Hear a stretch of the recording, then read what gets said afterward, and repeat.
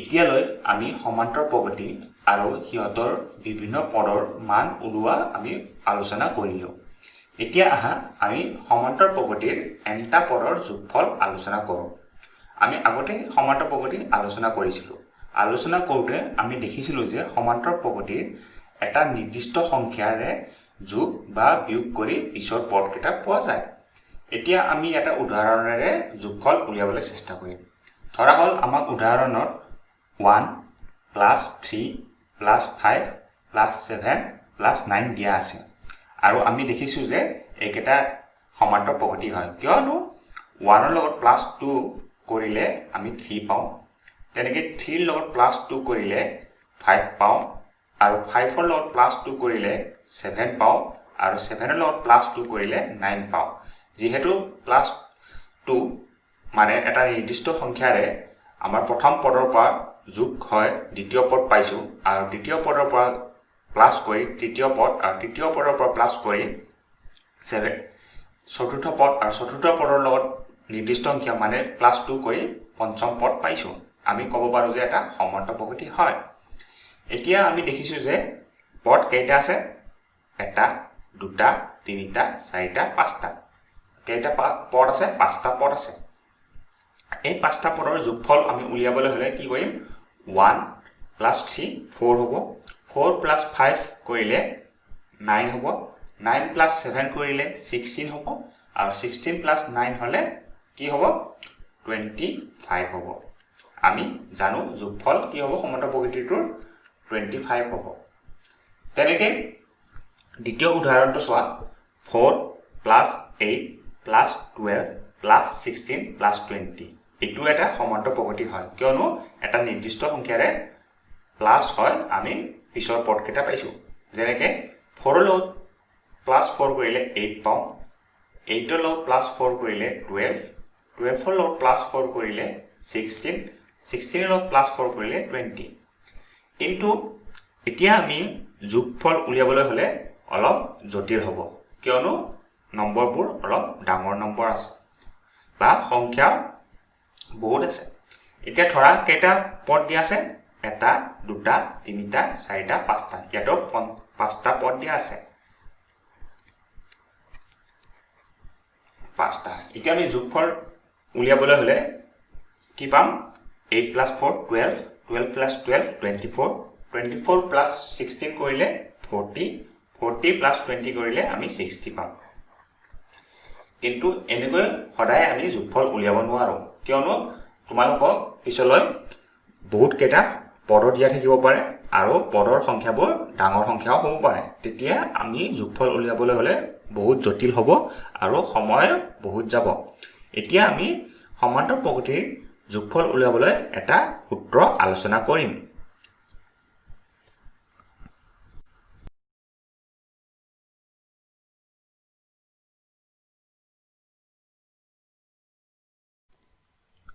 এতিয়া আমি সমান্তৰ প্ৰগতিৰ প্ৰথম এটা পদৰ যোগফল উলিওৱা এটা সূত্ৰ আলোচনা কৰোঁ। আমি যোগফল উলিওৱা সূত্ৰটো কি পাইছো, Sn equal to n/2 into a plus l whole। এতিয়া n মানে কি বুজোৱা, তোমালোকক প্ৰশ্নত দিয়া থাকিব যে প্ৰথম 10টা পদৰ যোগফল। তেতিয়া আমাক যদি 10টা পদ দিয়া থাকে তেতিয়া আমি n ৰ মান 10 ল'ম। তেনেকৈ প্ৰশ্নত যদি আমাক 20টা পদৰ যোগফল উলিয়াব দিয়ে তেতিয়া n ৰ মান 20 হ'ব। আৰু a মানে হৈছে প্ৰথম পদ আৰু l মানে লাষ্ট টাৰ্ম বা শেষ পদ বা অন্তিম পদ। এতিয়া এটা উদাহৰণ আমি চাওঁ আহা। উদাহৰণটোত কি আছে, প্ৰথম পদ 4 আছে আৰু শেষ বা অন্তিম পদ কি আছে 20 আছে। আৰু কেইটা পদ আছে, 5টা পদ আছে, এটা দুটা তিনিটা চাৰিটা 5টা পদ আছে। যেহেতু 5টা পদৰ যোগফল আমি উলিয়াব লাগে n ৰ মান আমি 5 ল'ম। আৰু উদাহৰণত প্ৰথম পদ কি দিয়া আছে 4 দিয়া আছে আৰু শেষ পদ বা অন্তিম পদ কি দিয়া আছে 20 দিয়া আছে। এতিয়া আমি সূত্ৰটোত বহাই দিম মানবোৰ। n ৰ মান কি আছে 5 আছে বাই 2 হোল। a মানে প্ৰথম পদ আৰু প্ৰথম পদ আমি কি পাইছো 4 পাইছো, 4 প্লাস শেষ পদ বা অন্তিম পদ কি আছে 20 আছে। এতিয়া 20 প্লাছ 4 কৰিলে 24 হয় ইনটু 24 এতিয়া 24ক 2ৰে হৰণ কৰিলে কি হ'ব যদি আমি 2ৰে হৰণ কৰোঁ বা ডিভাইড কৰোঁ আমি 12 পাওঁ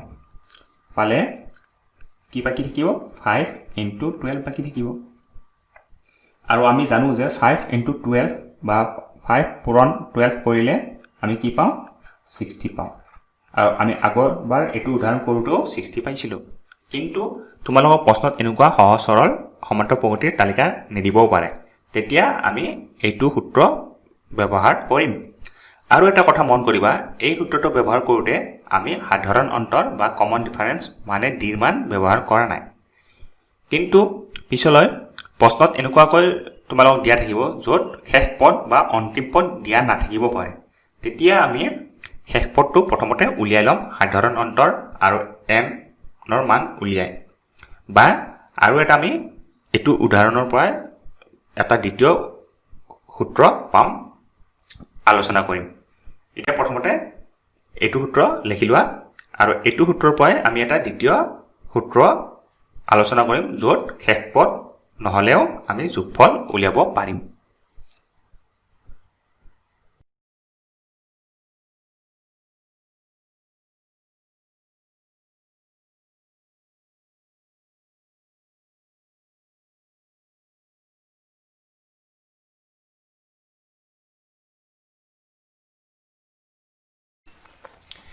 এতিয়া আমি এটা উদাহৰণৰ যোগফল উলিয়াবলৈ চেষ্টা কৰোঁ আহা উদাহৰণত কি দিয়া আছে 1 6 11 ডট ডট ডট ডট এনটা পদ দিয়া আছে এতিয়া মন কৰিবা ইয়াতে আমাক শেষ পদ বা অন্তিম পদ দিয়া নাই আৰু অলপ আগতে আমি এটা সূত্ৰ আলোচনা কৰিছিলোঁ য'ত আমাক অন্তিম পদ ব্যৱহাৰ হৈছিলে যেহেতু ইয়াতে আমাক অন্তিম পদ দিয়া নাই আমি অন্তিম পদটো উলিয়াবলৈ চেষ্টা কৰিম প্ৰথমতে এতিয়া মন কৰা a মানে প্ৰথম পদ আৰু n মানে কি হ'ব nটা পদৰ যোগফল মানে 20টা পদৰ যোগফল দিলে আমি n ৰ মান 20 লম 30টা পদৰ যোগফল দিলে n ৰ মান 30 বা 30 লম এতিয়া তোমালোক প্ৰশ্নত এনেকুৱাকৈ কেতিয়াবা আহিব য'ত তোমাৰ শেষ পদ দিয়া নাথাকিব তেতিয়া আমি কি কৰিম শেষ পদ প্ৰথমতে উলিয়াই ল'ব লাগিব যেহেতু আমাক সূত্ৰটোত শেষ পদ দৰকাৰ হৈছে এতিয়া ধৰা হ'ল আমাক nটা পদ দিয়া আছে দিয়া থাকিলে শেষ পদটো কি হ'ব শেষ পদটো nতম পদ হ'ব আমি জানো কিয় শেষ পদটো nতম পদ হ'ব এতিয়া যদি শেষ পদটো nতম পদ হয় সূত্ৰটো কি হ'ব শেষ পদৰ প্ৰথম পদ plus n-1 whole into d আৰু আমি জানো d কি হয় d সাধাৰণ অন্তৰ বা কমন ডিফাৰেন্স হ'ব এতিয়া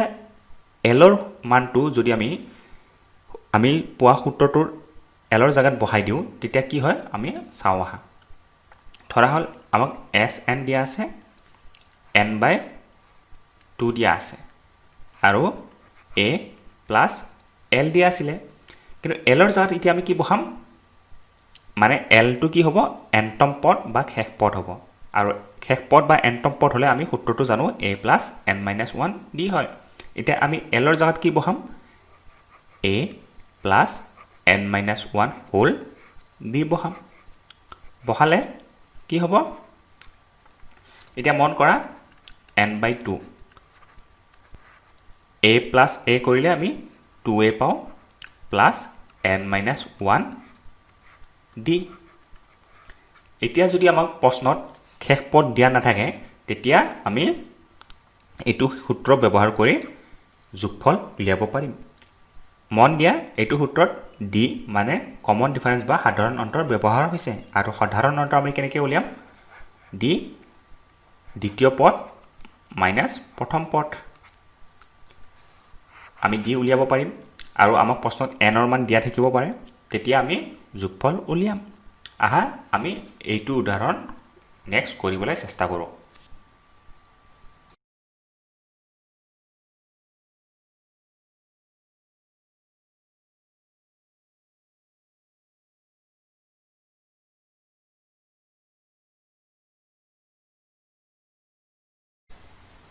এতিয়া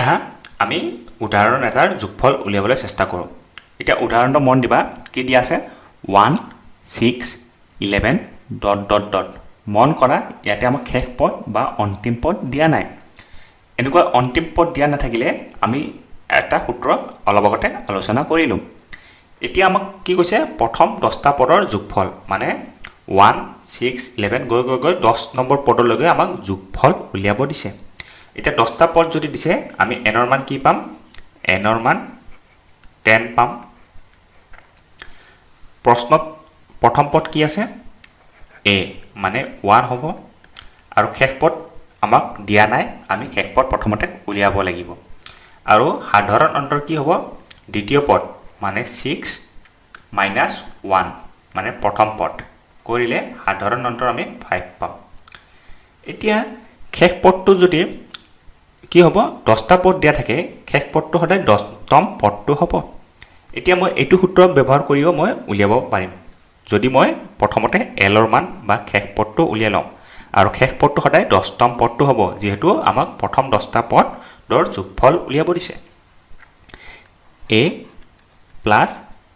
কি হ'ব 9 হ'ব 9 ইনটু d কিয় শেষ পদটো সদায় কি হ'ব শেষ পদটো সদায় 10তম পদটো হ'ব এতিয়া a আমাক কি দি আছে 1 দি আছে প্ৰথম পদ প্লাস 9 ইনটু d আমি কি পাইছো 5 পাইছো কৰিলে 1 প্লাস 5 ইনটু 9 কৰিলে আমি জানো 45 ইকুৱেল টু 45 প্লাস 1 কৰিলে 46 পাইছো এতিয়া আমি l ৰ মান কি পালো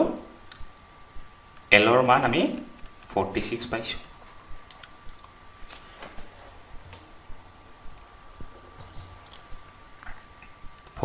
পাইছো এতিয়া আমি সূত্ৰটো ব্যৱহাৰ কৰিম আমাক এতিয়া যোগফল উলিয়াব দিছে যোগফল কি হ'ব n/2 a প্ৰথম পদ প্লাস শেষ পদ বা অন্তিম পদ আৰু অন্তিম পদটো ইয়াতে কি হ'ব 10তম পদটো হ'ব n মানে কি হ'ব 10 হ'ব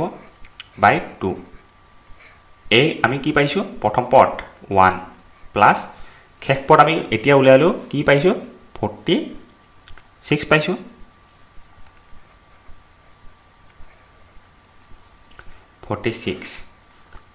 এতিয়া 10/2 ইনটু 46 প্লাস 1 কৰিলে 47 পাম এতিয়া মন কৰা 10ক আমি 2 ৰে ডিভাইড বা হৰণ কৰিব পাৰো কৰিলে কি পাম 5 পাম পালে 5 ইনটু 47 5 ইনটু 47 কৰিলে কি হ'ব যোগফল 5 ইনটু পূৰণফল কি হ'ব 2 3 5 হ'ব এতিয়া সেম প্ৰশ্ন বা উদাহৰণটো আমি দ্বিতীয় সূত্ৰটো লগাই কেনে কৰিম আহা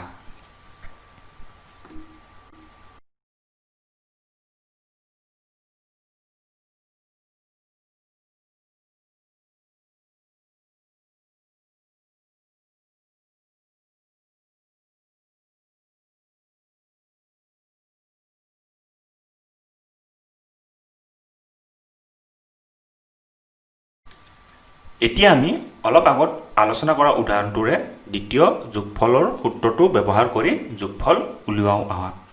আমাক প্ৰশ্নত কি দি আছিল 1 6 11 ডট ডট ডট ইয়াতে মন কৰা আমাক শেষ পদ বা অন্তিম পদ দিয়া নাই দিয়া নাথাকিলে আমি এইটো সূত্ৰ ব্যৱহাৰ কৰিব পাৰো বা তোমালোকে প্ৰথমতে শেষ পদটো উলাই ল'ব পাৰা বা এইটো সূত্ৰ ব্যৱহাৰ কৰিব পাৰা যদি আমাক শেষ পদ বা অন্তিম পদ দিয়া নাথাকে বা আৰু বাকি মানবোৰ দিয়া থাকে এতিয়া মই আগৰ প্ৰশ্নটোত n ৰ মান কি লৈছিলো 10 বা 10টা পদ লৈছিলো এতিয়া মন কৰা কি হ'ব a প্ৰথম পদ কি দি আছে 1 d সাধাৰণ অন্তৰ কি হ'ব দ্বিতীয় পদ মাইনাস প্ৰথম পদ 6 - 1 5 আৰু n কি দি আছে আমাক 10 মানে 10টা পদৰ যোগফল এতিয়া আমি যোগফল উলিয়াম হলে n ৰ জায়গাত আমি কি বহাম 10/2 2 আছে 2 ইনটু a কি হ'ব প্ৰথম পদ মানে 1 আছে প্লাস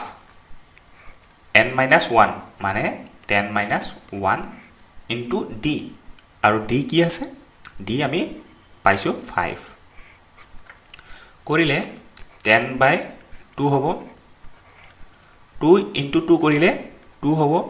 প্লাছ 10 minus 1 কৰিলে 9 into 5 হ'ব equal to 10 by 2 2 plus 9 into 5 কৰিলে কি হ'ব 9 5 যা 45 45 হ'ব কৰিলে 10 by 2 into 45 plus 2 কৰিলে 47 পাওঁ এতিয়া 10 ক 2 ৰে ডিভাইড বা হৰণ কৰিলে 5 পাওঁ কৰিলে আমি কি পাম 5 into 47 আৰু 5 into 47 কৰিলে আমি কি পাম তোমালোকে কৰি চাব পাৰা 5 into 47 কৰিলে আমি 235 পাওঁ এতিয়া মন কৰা আমি দুটা সূত্ৰ ব্যৱহাৰ কৰোঁতেও উত্তৰ সেম বা একে পাইছো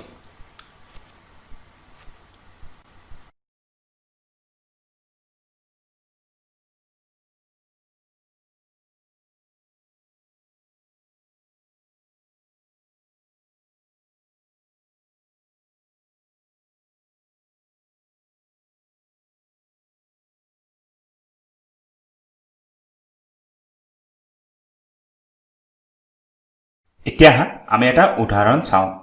উদাহৰণত কি দিয়া আছে 8 3 -2 ... প্ৰথম 22টা পদৰ যোগফল sum of first 22 terms এতিয়া আমাক কি কৈছে প্ৰথম 22টা পদৰ যোগফল মানে n ৰ মান 22 আমি ল'ব পাৰো এতিয়া মন কৰা প্ৰশ্নটোত আমাক শেষ বা অন্তিম পদ দিয়া নাই মানে লাষ্ট টাৰ্ম দিয়া নাই এতিয়া আমি শেষ পদ নিদিলে দ্বিতীয় সূত্ৰটো আমি ব্যৱহাৰ কৰিব পাৰো যি সূত্ৰটো পাইছিলো কি Sn = n/2 whole 2a plus n-1 d কিন্তু প্ৰথম সূত্ৰটো আমি ব্যৱহাৰ কৰিব পাৰো যদি আমি শেষ পদটো প্ৰথমতে উলিয়াই লওঁ এতিয়া শেষ পদটো যদি আমি n ধৰিছো আমি জানো যে 22তম পদটো সদায় শেষ পদ হ'ব আমি কি লিখিব পাৰো a22 টো সদায় কি হ'ব শেষ পদ বা লাষ্ট টাৰ্ম হ'ব আৰু সূত্ৰটো কি আছিল a22 ৰ প্ৰথম পদ প্লাস n-1 d মানে 22 - 1 কি হ'ব 21 d এতিয়া মন কৰা আমাৰ প্ৰশ্নটোত প্ৰথম সংখ্যা বা প্ৰথম পদ কি দিয়া আছে 8 দিয়া আছে মানে a ৰ মান আমি 8 ল'ব পাৰো আৰু সাধাৰণ অন্তৰ বা কমন ডিফাৰেন্স কি হ'ব দ্বিতীয় পদ মাইনাস প্ৰথম পদ মানে 3 - 8 3 - 8 কৰিলে আমি কি পাওঁ সাধাৰণ অন্তৰ -5 পাওঁ এতিয়া প্ৰথম পদ আৰু সাধাৰণ অন্তৰ আমি উলিয়ালো এতিয়া আমি শেষ পদটো উলিয়াবলৈ চেষ্টা কৰিম প্ৰথম পদ কি হ'ব 8 plus 21 into -5 কৰিলে 8 21 into -5 কৰিলে মাইনাস কি হ'ব 105 8 - 105 কৰিলে -97 হ'ব এটো আমি শেষ পদ বা অন্তিম পদ বা l ৰ মান উলিয়ালো এতিয়া আমি যোগফল উলিয়াব লাগে 22টা পদৰ মানে প্ৰথম 22টা পদৰ মানে n ৰ মান 22 হ'ব ইকুৱেল টু n কি আছে 22 আছে বাই 2 হোল প্ৰথম পদ a কি হ'ব 8 প্লাস শেষ পদ আমি কি পাইছো -97 পাইছো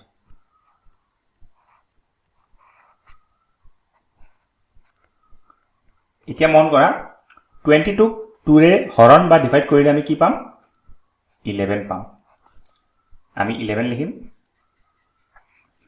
8 plus -97 মানে 8 - 97 হ'ব 8 - 97 কৰিলে কি হ'ব -89 হ'ব 8 - 97 কৰিলে -89 এতিয়া 11 into -89 কৰিলে কি হ'ব 11 into -89 কৰিলে আমি পূৰণফল কি পাম -979 এটো হ'ব আমাৰ প্ৰথম 22টা পদৰ যোগফল এতিয়া আমি এই প্ৰশ্নটোৱে দ্বিতীয় সূত্ৰটো লগাইও আমি কৰিব পাৰো দ্বিতীয় সূত্ৰত চাবা আমাক শেষ পদৰ দৰকাৰ নাই এতিয়া আমি প্ৰথম 22টা পদৰ মানে S22 ৰ যোগফল উলিয়াম n ৰ জায়গাত আমি কি লিখিম 22/2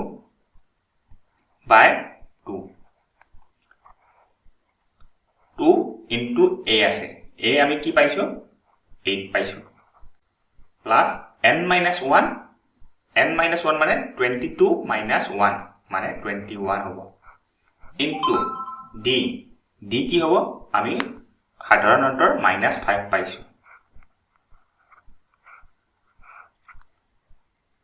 এতিয়া মন কৰা 22 2 ৰে হৰণ বা ডিভাইড কৰিলে আমি 11 পাম